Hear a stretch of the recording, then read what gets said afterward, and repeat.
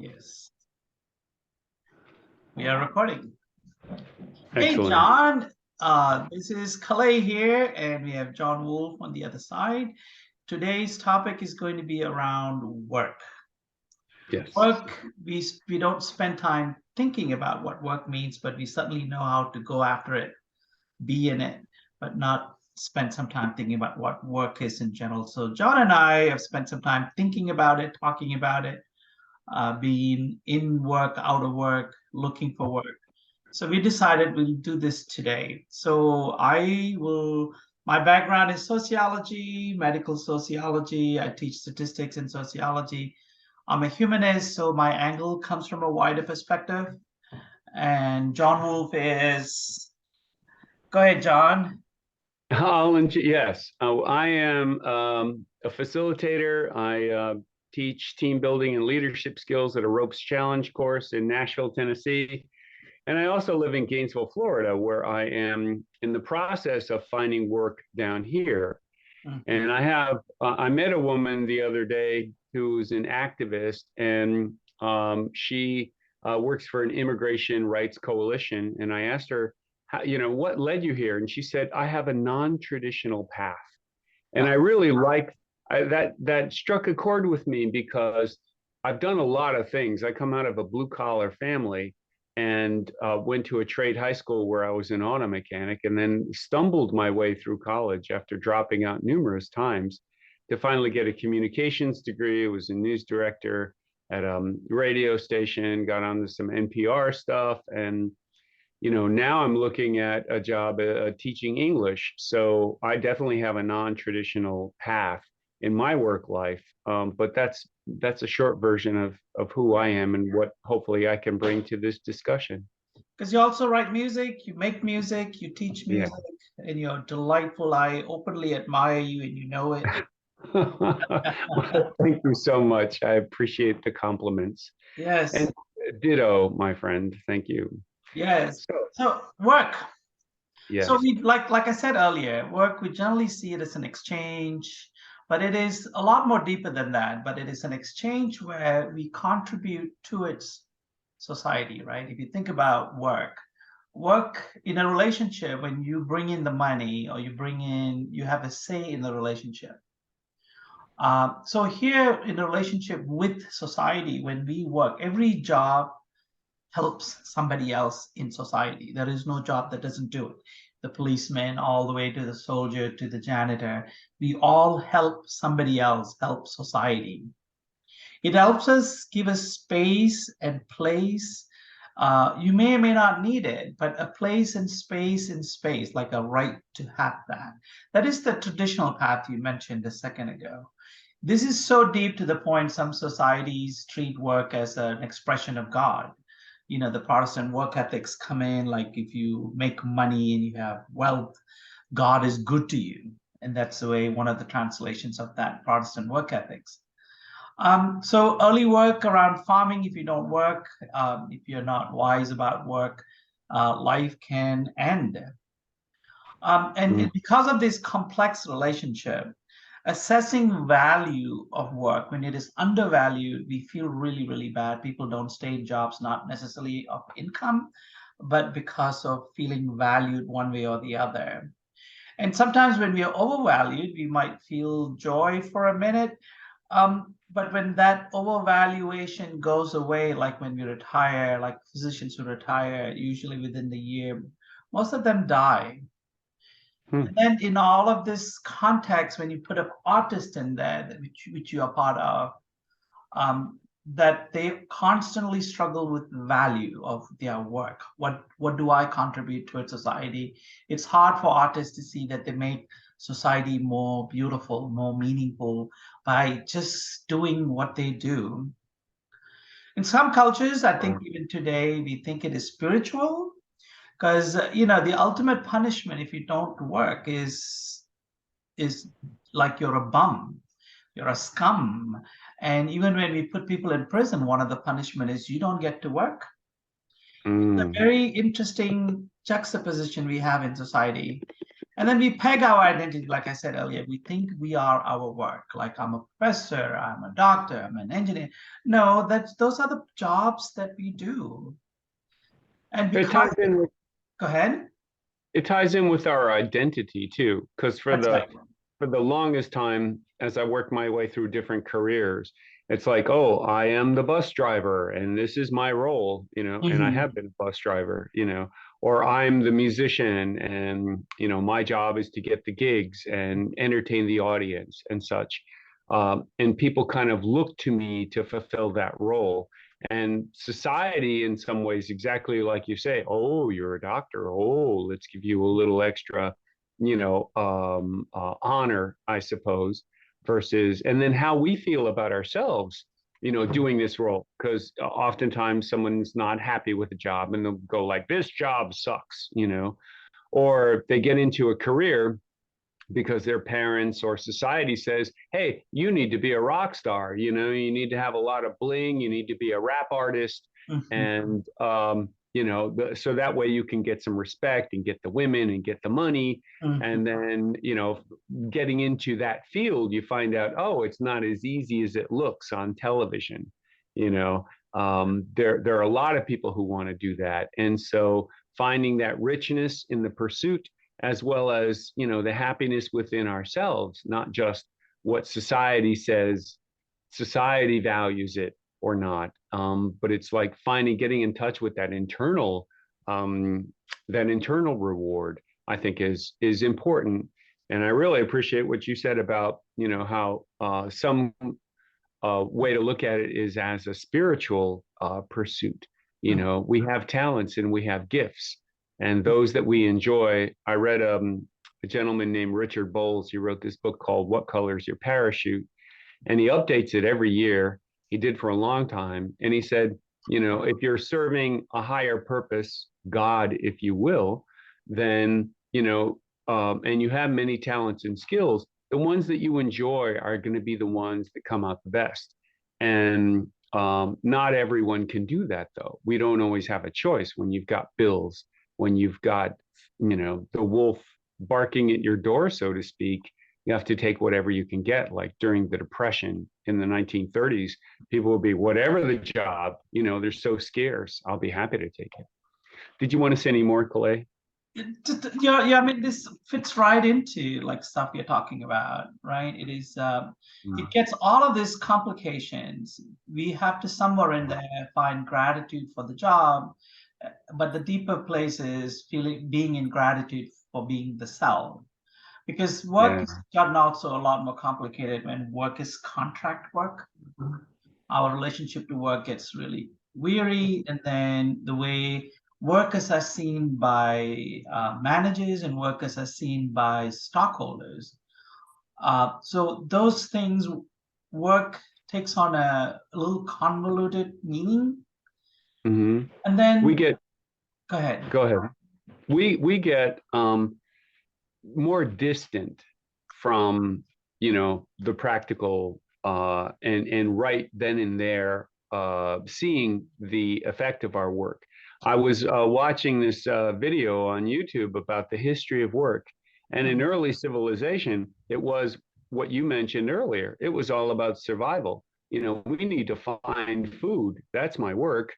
And then once we got to the point where we could farm, predictably, then cities could grow, and then craftsmen can come in, like people who make sandals, because everyone, needs a sandal or whatever, or weapons, or Correct. jugs to Yes. carry water. So, and then with the Industrial Revolution, all of a sudden, it's like I work in a factory that makes sandals. And then with technology, getting into the stock market, it's like I sell stocks for manufacturing firms, and maybe you're a shareholder or not, how did your stocks are doing well because people are buying sandals.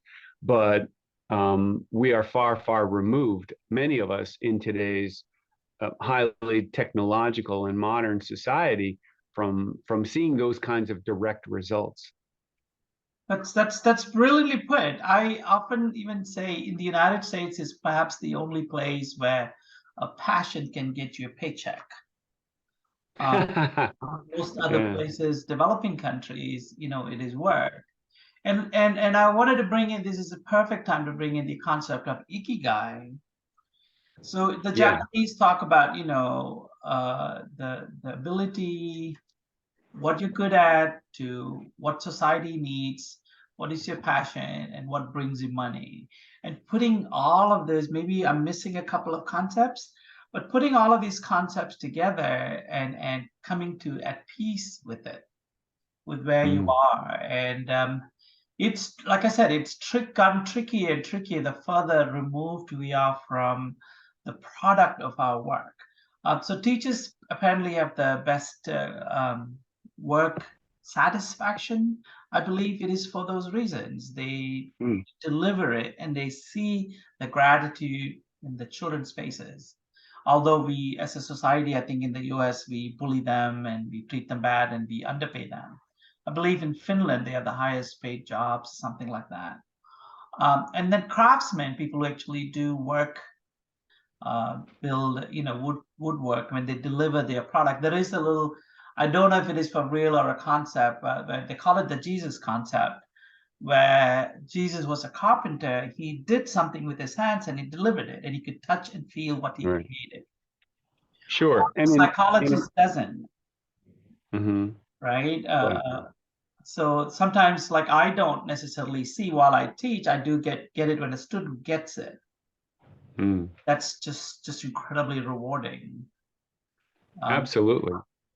so work has gotten very complex. It's not just go look for money or work for someone. It has become, I'm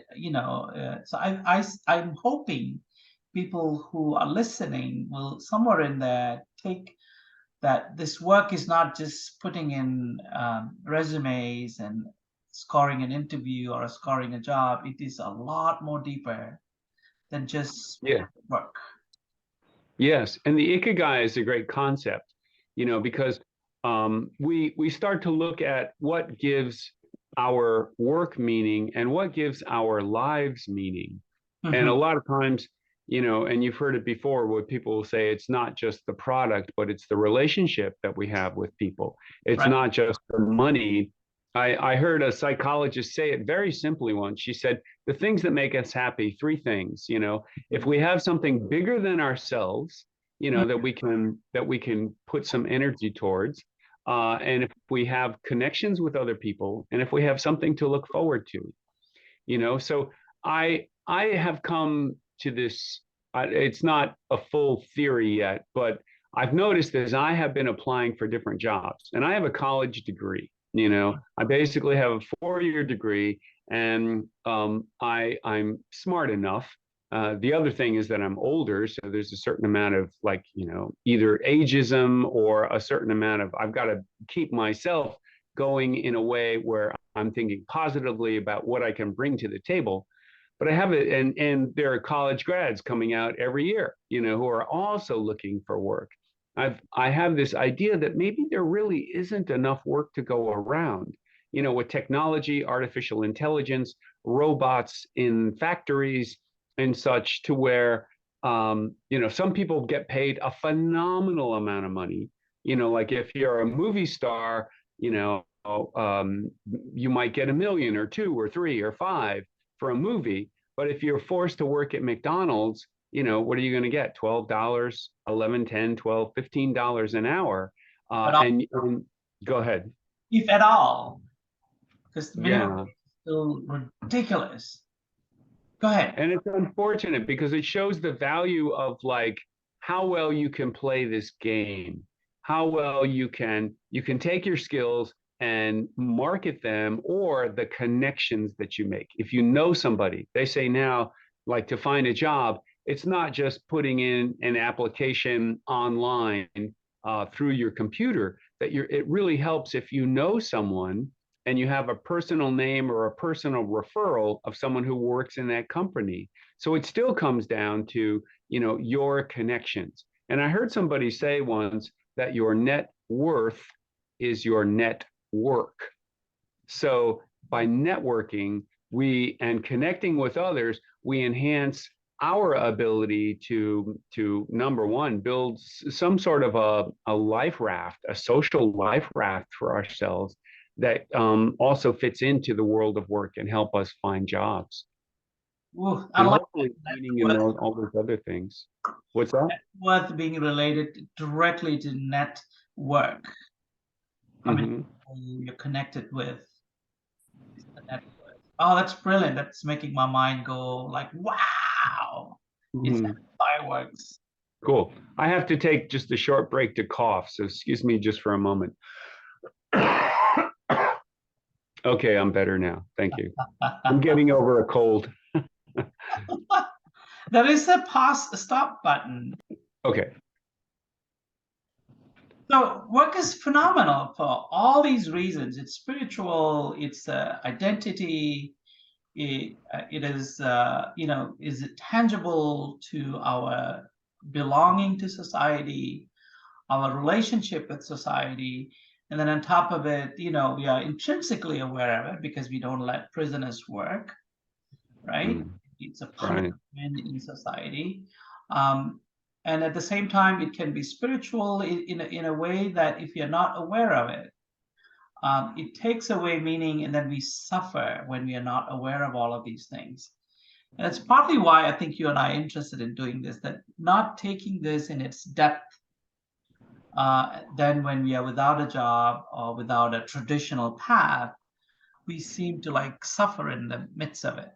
Hopefully, this presentation will help us think about, like, it is not just work and a paycheck.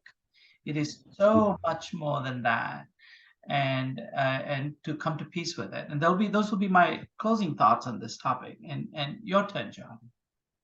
Well, it's wonderful to have those concepts, but for people who are at the lower end of the food chain, so to speak, those who need the money, they've just got to take whatever they can.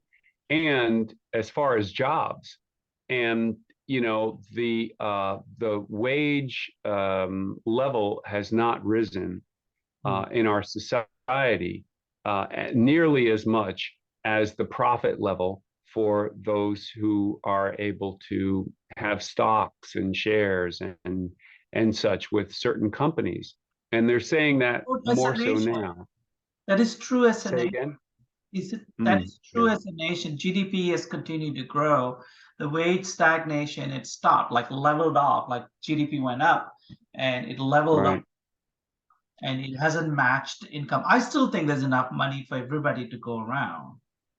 There is, but you have to convince those who have more to share it with other folks, and or to take a little bit less of a profit in order to help those who are not as able to generate those kinds of profits.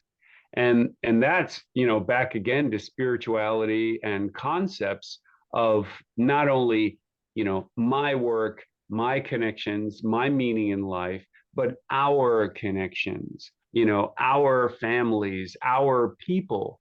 And the US is a diverse country. And I heard someone say that the reason the Scandinavian countries, they have all these benefits, free education and free healthcare, et cetera, also with higher taxes. But someone mentioned to me that the reason some of those Scandinavian countries are able to do that is because many of them look alike. And then you get into this psychology of like those people, who might be citizens of the US but look very different from me. And I want to keep my family, my share, my whatever, can kind of separate us rather than saying work is a universal. We all need to feel connected, we all need to contribute in some way. Do you have any thoughts, Calais? Yes, because one of my biggest heroes is Henry Ford, right? He made cars. Yeah. And he also had this amazing concept that created the largest middle class ever in human history, that my workers will be able to afford the cars I make. Nice. That Yeah. very specific concept and construct is incredibly important. if we have citizens of the planet that cannot afford what I produce, in Mm, trouble. And I do think, division of labor is another book in sociology. Doesn't talk about what I'm talking about. I use the word division of labor big time. And I work children, like when children are around me, I work them. I could carry, the entire grocery bag home by myself and put a lot of effort, but I will break the grocery bag up in 10, 15 mm, packets so that everybody gets to carry a little bit. Everybody gets to feel like they contributed. Everybody gets to feel like, we did this together, uh-huh. right? I can carry Yeah, that's a it great. back and feel strong and powerful and feel like Mm, I am the one contributing. Therefore, my value is greater, my worth is greater. And I think that's an error. That's an mm, erroneous mindset. And I think we have enough work to go around mm. to support all of us on this entire planet. I believe that. Yeah, I think it's a lovely view and belief. And I think it's also idealistic.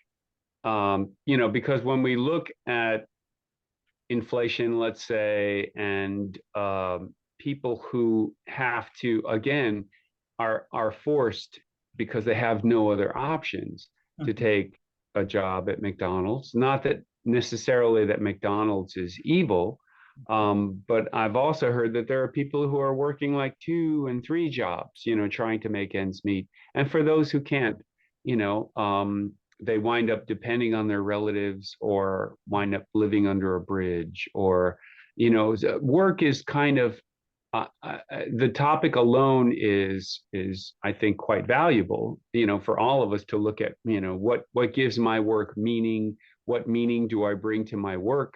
The thing that you reflected on earlier, where it was viewed as a spiritual thing, work will bring us closer to God. um, I'm kind of getting lost in the weeds here now, but go ahead, jump in. Yeah, so getting lost, the spiritual aspect was made a lot of sense when we were agricultural primarily. And then Right. modern societies came, like the shoe example you gave, Marx talked about it, that when we get less and less connected and more removed from the work we do and the product that we become more machine-like. But I think it can be reconnected. And when you were talking, the thought that came into my head was the idea of equity. Who needs Mm, what, as opposed to get the best person, like I can carry the entire groceries bag by myself, therefore I'm the strongest, I'm in charge. I can do that.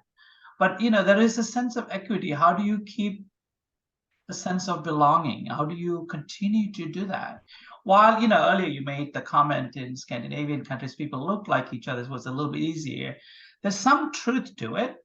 But all those values are being challenged even in Europe as their population is shrinking. They are having to import mm, population. It is a little easier. Scandinavian countries are technically small population. Finland, we love to talk about Finland. I think Finland has like 5 million people. mm, Mistaken, it's a small, small. I mean, our cities are bigger than Finland. We love to talk about mm. Singapore. Singapore is also 5 to 6 million. We love to Right. talk about Australia sometimes. That's only 25 million people. Huh. Even cannot compare ourselves to England because England only has about 60 million people, 60 to 65 million people. Mm. And we are 330 million people. I know there's a lot of us, and I see more every day. And I know we need to wrap up soon. And Yes, one of my little pet topics that perhaps we can talk about the next time, when people complain about rush hour traffic or our cities getting bigger, which is happening here in Gainesville, Florida. There are more people moving in here. Same thing like Nashville, Tennessee. that's right. The population is growing, and we think, oh, where are these people coming from? Well, a lot of it is birth rate. And I mentioned this to a young mother, and she said, well, it's not only people having babies, but it's also we're able to keep older folks alive longer. And I had to say, touche when she mentioned that, you know. So That is both our true. Birth rate is questionable though. US birth rate has continued to shrink or level out, and we are Uh-huh. able to keep our population by immigration, actually. Ah, okay. Good things to China know. is continuing to go down. The only place in the world where population is growing due to birth rate is Africa. Ah, Those countries. but every year, I mean, don't we have more and more people on the planet? And isn't that where the pollution is coming from? And, That would be a another, lot of inequities. a whole Another other myth topic kind that of, work. yeah. We should like stop the recording and let's Yeah. do a little closing, and I'll do a little try another closing. Okay. Sounds good. Go ahead.